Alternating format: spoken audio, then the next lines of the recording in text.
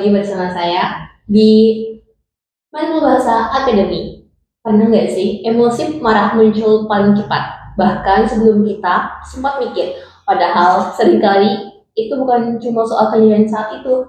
Hari ini bersama Rohyuli kita akan bahas kenapa marah jadi reaksi cepat, emosi apa yang sebenarnya tertumpuk, dan dampaknya kalau terus dipendam. Yuk kita bahas ke pembahasan pertama. Kenapa sih Pak marah sering muncul sebagai reaksi paling cepat? Iya benar. Gitu kan ya. Ya karena memang marah tuh emosi yang paling mudah dikeluarkan. Betul sih.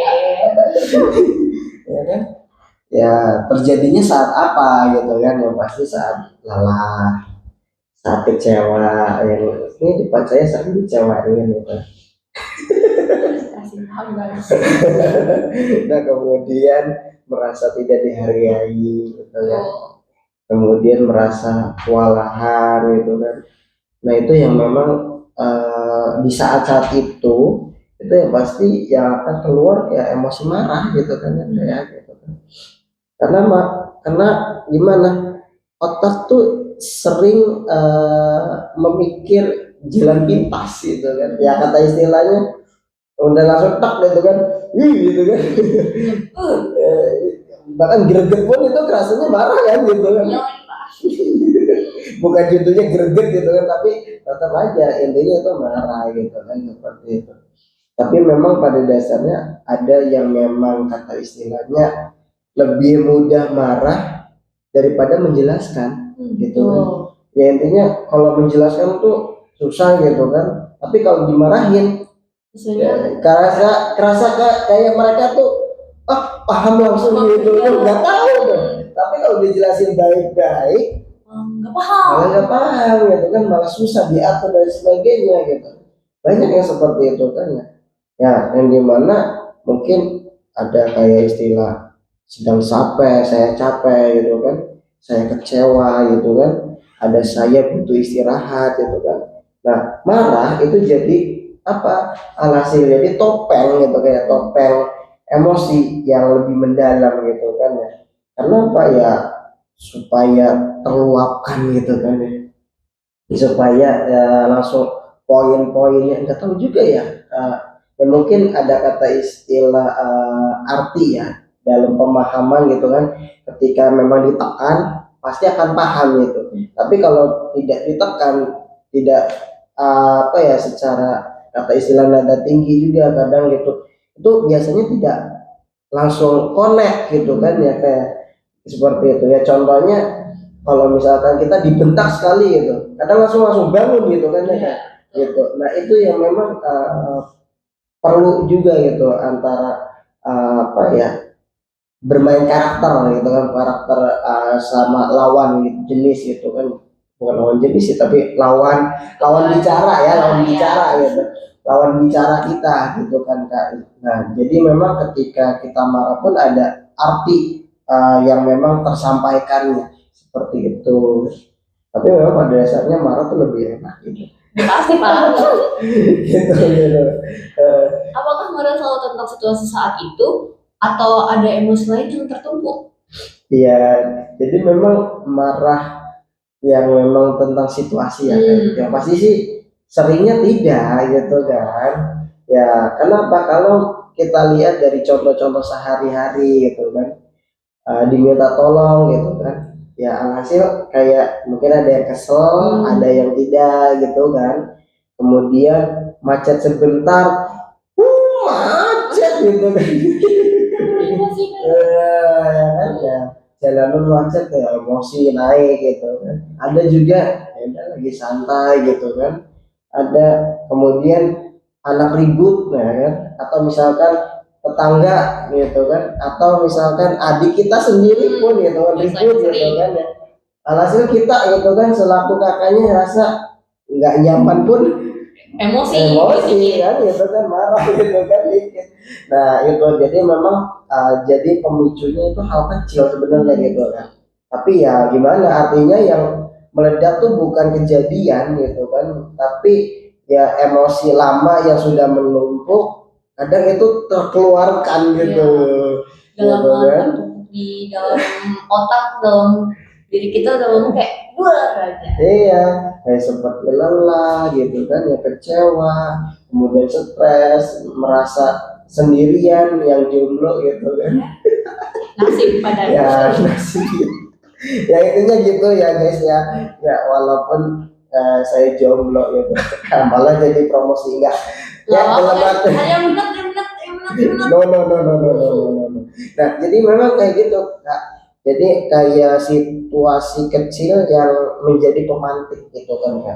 Ya jadi pada dasarnya itu bukan sumber gitu kan, bukan jadi sumber utama atau sumber masalah dan sebagainya, tapi karena memang penumpukan ya mungkin kata istrinya tadi yang diberi pendam dan sebagainya, alhasil keusik dikit ya keluarnya ini emosi marah gitu kan ya. Tapi ya memang kalau apakah situasi saat itu yang pasti tidak gitu kan ya, pasti karena hal-hal yang dulu-dulu gitu kan seperti itu kayak gitu. Makanya kalau misalkan dulu-dulunya yang sudah terhilangkan gitu kan, apakah langsung marah ya pasti tidak juga, mungkin perlahan-lahan ngasih tahunya juga, jangan berisik ya gitu, atau enggak langsung langsung nimpuk atau langsung marah gitu kan, kak gitu kan, jangan berisik gitu kan, nggak gitu pasti, jangan berisik dulu ya, kakaknya lagi kayak gini atau kakaknya lagi apa kayak seperti itu.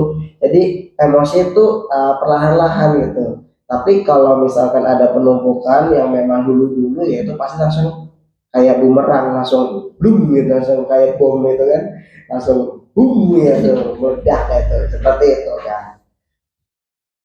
Apa dampaknya kalau kemarahan terus ditekan tanpa disadari itu Pak? Dampaknya memang gini kak, sebenarnya ada dua kemungkinan yang sering terjadi, meledak di waktu yang salah gitu ya. Mungkin contohnya tadi adik lagi main, adik nggak salah apa-apa, kena marah gitu kan, itu yang menjadi pemicu jadi reaksi besarnya gitu. Atau bisa juga berubah karena memang keluhan dari fisik, atau itu lagi sakit kepala, atau misalkan lagi susah tidur, ataupun lagi badan tegang dan sebagainya gitu kan. Intinya sedang fisik kita tidak support lah gitu kan. Nah, itu pasti bisa juga, atau yang mungkin lagi sakit gigi, ada yang main drum band gitu kan di depan rumah.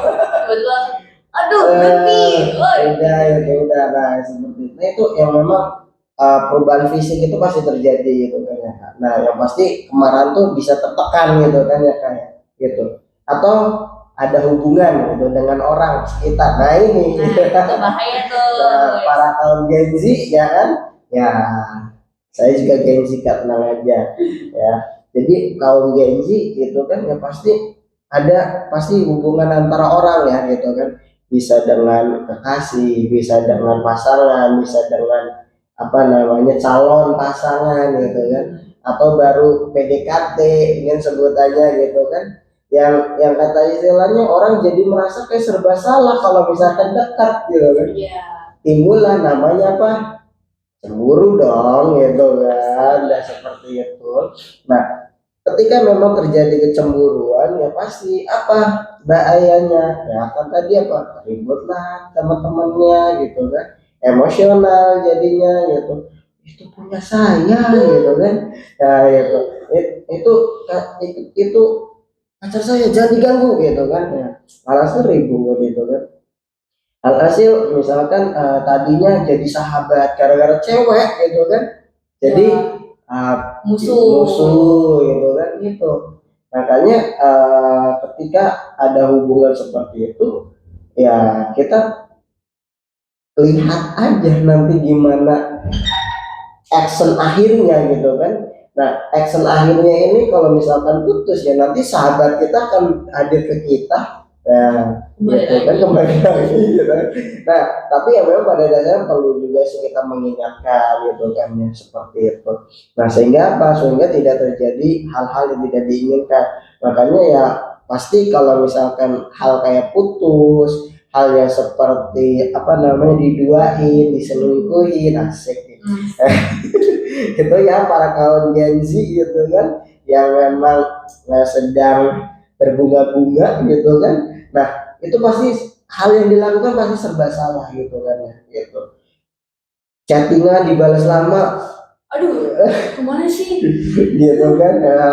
Saya pas ketemu marah-marah gitu, dia chattingan gak sih gitu. Pas teleponan gitu kan nggak diangkat gitu kan. Ya kayak gitu ya, mungkin pengalamannya Kak Siva nih di Ah, depan saya. bohong. Bohong gitu. Gak ada, gak ada, gak ada. Enggak ya, itu pengalaman saya guys ya. Biasanya yang ngomong kayak gitu. Nah jadi ya pada dasarnya seperti itu. Nah yang berbahayanya jadi kita merasa baik-baik saja gitu kan ya, karena tidak marah itu keluar gitu kan, jadi tidak marah-marah gitu, padahal emosional tuh ditumpuk di dalam, itu yang paling bahaya. Kadang ada juga yang untuk meluapkan emosi kita pergi ke danau gitu kan, teriak di depan danau gitu kan, ada gitu kan. Ada. Nah kemudian ada juga yang meluapkan emosinya gitu kan, turun di air di situ keluarin emosinya gitu biar gak ada orang yang lihat gitu kan. Nah ya kan orang di pinggir danau gimana itu orang kenapa sih teriak-teriak sendiri gitu kan. Bahkan saya pribadi pernah tuh Kak, sama teman gitu kan, teman saya lagi galau gitu kan, saya ajak ke sungai, teriak kata saya, enggak ada orang di sini, teriak itu teriak udah plong katanya, udah hilang gitu kan, udah enak kan, belum lagi kata dia. Belum lagi, udah 3 kali udah plong, udah nggak tahu memang udah tenang atau memang malu sendiri. Tapi memang itu bisa gitu kan, jadi mengeluarkan emosional kita gitu yang, jadi memang jangan dipendam.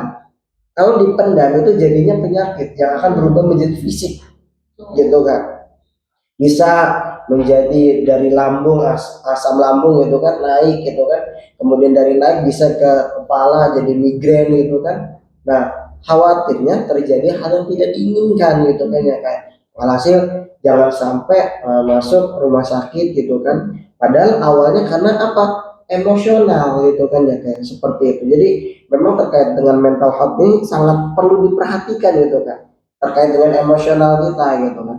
Jadi penting untuk mengontrol emosional kita, jangan dipendam. Ada yang memang mengeluarkan emosional kita dengan apa? Marah-marah pada tumbuhan. Boleh nggak Kak seperti itu? Boleh bagi kita yang merasakan secara emosional stresnya. Tapi kalau untuk pencinta tumbuhan ya pasti itu tidak boleh gitu kan, mengeluarkan kepada tumbuhan gitu kan ya, kayak seperti itu. Jadi memang ada beberapa tips dan juga trik yang memang perlu diolah gitu kan, perlu dilakukan gitu kan ya, kayak seperti itu. Karena memang marah tuh, kata istilah gini, marah sering itu bukan tentang apa yang sering terjadi Kak, tapi tentang apa yang sudah lama dipendam, yang tadi itu ya karena dipendam, tapi tidak pernah kita akui bahwa itu masalah, bahwa itu adalah emosional kita gitu. Oh nggak apa-apa kok, nggak masalah, dipendam. Ya, Ya tumpuk ya, jadinya ya anggap aja kalau misalkan contoh ya, kalau apa ya kayak seperti balon gitu kan, balon ditiup gitu kan, nah tumpuk meledak kan gitu kan, ya, seperti itu sama pada dasarnya kayak seperti itu. Kalau kita mengumpulkan emosional kita gitu kan, yang seharusnya itu tuh penyakit yang memang harus dibuang gitu kan, gitu. Memang ada beberapa karakter manusia gitu kan, ada yang ketika emosional di saat itu besoknya itu udah terlupakan, ada seperti itu. Ada juga yang memang emosionalnya terjadi saat itu, besoknya masih diungkap-ungkap, masih ada seperti itu. Ya mungkin kalau saya pribadi itu karakter yang tadi pertama kan, ketika ada masalah problem gitu kan ataupun emosional di hari ini gitu kan, besok itu udah terlupakan gitu gitu. Jadi memang belajar untuk mengikhlaskan gitu kan. Nah jadi itu memang salah satu emosional yang memang sudah terjadi, ya udah kalau memang sisinya itu sisi negatif gitu kan, tapi kalau sisinya positif ya pertahankan dong kayak gitu. Jadi seperti itu Kak gitu. Kaitannya dengan apa namanya, dampak kalau marah yang harus disimpan itu bahaya banget gitu. Jadi ya tips and triknya yang tadi saya jelaskan itu Kak gitu. Jadi banyak sekali cara-caranya, ya salah satunya ya kita masih mending keluarkan emosional kita gitu dengan cara mungkin berteriak, bisa juga dengan apa namanya eh, sharing gitu kan, bisa juga dengan apa namanya mengeluh apa sih, bukan mengeluhkan ya, tapi apa ya, meluapkan emosional kita misalkan pada apa gitu kan, tapi jangan pada benda hidup kalau bisa, atau benda mati aja kayak gitu kan. Contohnya bantal. Contohnya bantal atau tonjok kayak gitu kan, itu boleh, it's okay gitu kan. Saya pasang fotonya Anu itu nggak boleh juga sih sebenarnya. Nggak apa-apa tuh guys. Ya itu pilihan ya gitu kan. Nah seperti itu ya, memang pada dasarnya lebih baik dikeluarkan gitu kan gitu, jangan sampai dipendam alasan jadi penyakit seperti itu. Jadi guys, memendam emosi bukan membuat kita kuat, justru membuat kita semakin capek. Betul. Jadi terima kasih kepada Pak Yuli udah sharing-sharing nih sama kita. Dari obrolan hari ini kita belajar bahwa marah bukan musuh, tapi tanda bahwa ada perasaan yang perlu kita pahami. Kembali lagi bersama saya di episode berikutnya. Terima kasih. Sampai jumpa.